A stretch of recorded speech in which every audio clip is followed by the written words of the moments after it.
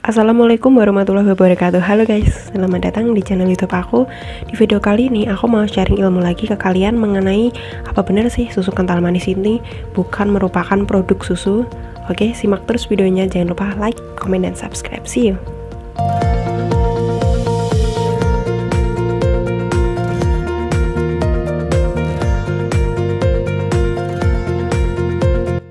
Nah, yang pertama aku akan jelasin dulu proses dari produksi kental manis. Nah, mungkin dari beberapa PT atau beberapa perusahaan susu ini mungkin mengalami perbedaan proses produksi ya. Tapi pada intinya pada proses produksi dari kental manis yaitu akan menghilangkan kadar air sekitar 60%. Nah, setelah menghilangkan kadar air sekitar 60%, maka akan terjadi proses penambahan gula sekitar 45% atau per kemasan mengandung 20 gram. Nah, setelah itu akan terjadi proses karamelisasi atau pengubahan tekstur dari kental manis tersebut dan perubahan warna menjadi coklat karena proses penambahan gula tersebut. Oke, yang selanjutnya kita juga harus mengetahui dampak apa sih yang kita hasilkan atau yang kita alami ketika kita mengonsumsi susu kental manis. Nah, mungkin dampaknya yaitu terlalu banyak kandungan gula yang dihasilkan dalam proses produksi, maka akan mempengaruhi dari kesehatan dan proses pencernaan kita, terutama anak-anak yang berusia sekitar 5 tahun atau di bawah 5 tahun. Pasalnya kenapa? Karena pada anak-anak yang berusia 5 tahun dan 5 tahun ke bawah itu mereka mempunyai proses pencernaan yang masih dalam tahap perkembangan. Nah, ketika diberikan kandungan gula yang berlebih, maka ini akan menjadi hambatan untuk terjadinya optimalisasi dari proses pencernaan tersebut.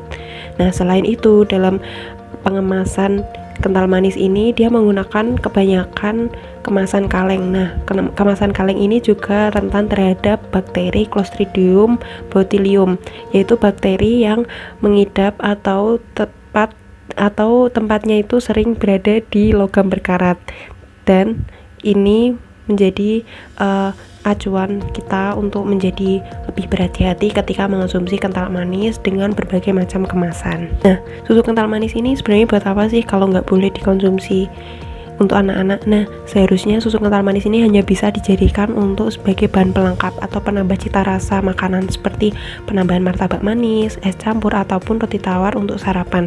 Nah, tentu saja dari ini kita boleh mengonsumsi tetapi dalam porsi atau batas yang wajar.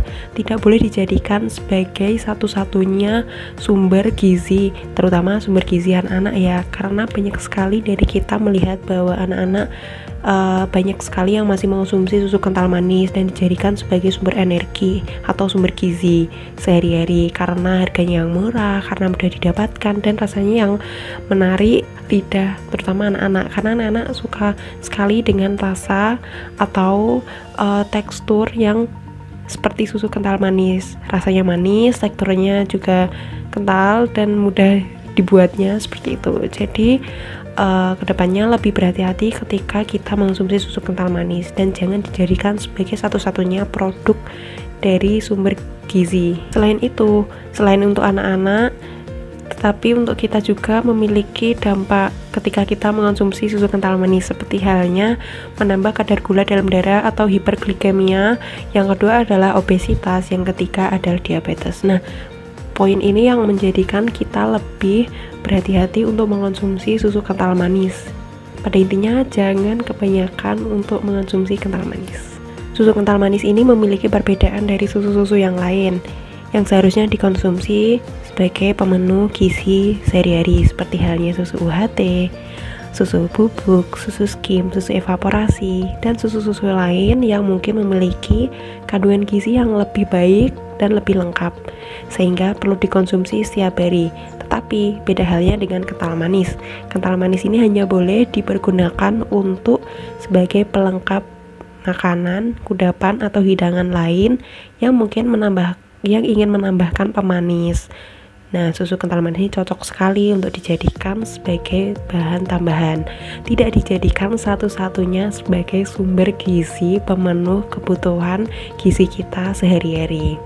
Nah, masing-masing kita dan masyarakat kita harus lebih bijak dan lebih teliti ketika membeli produk dari kental manis.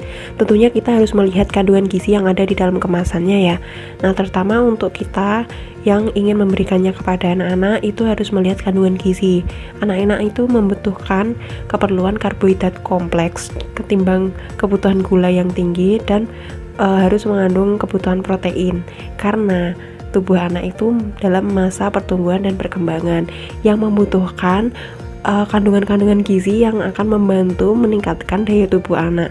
Tetapi beda halnya dengan gula.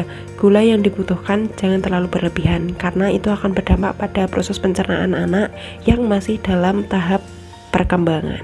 Oke, sekian dulu sharing ilmu dari aku. Semoga ilmu yang aku berikan kali ini bermanfaat untuk kita semua dan mungkin bisa menambah wawasan kita semua.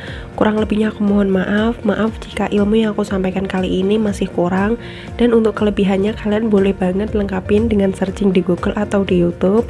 Dan semoga kedepannya aku bisa memberikan referensi dan info menarik seputar ilmu-ilmu peternakan yang lain. Semoga kalian semua enjoy dengan video-video aku selanjutnya. Oke, jangan lupa like, komen, dan subscribe channel aku supaya channel aku berkembang dan lebih memberikan referensi ilmu-ilmu dan memberikan referensi yang lain untuk kita semua. Oke, see you.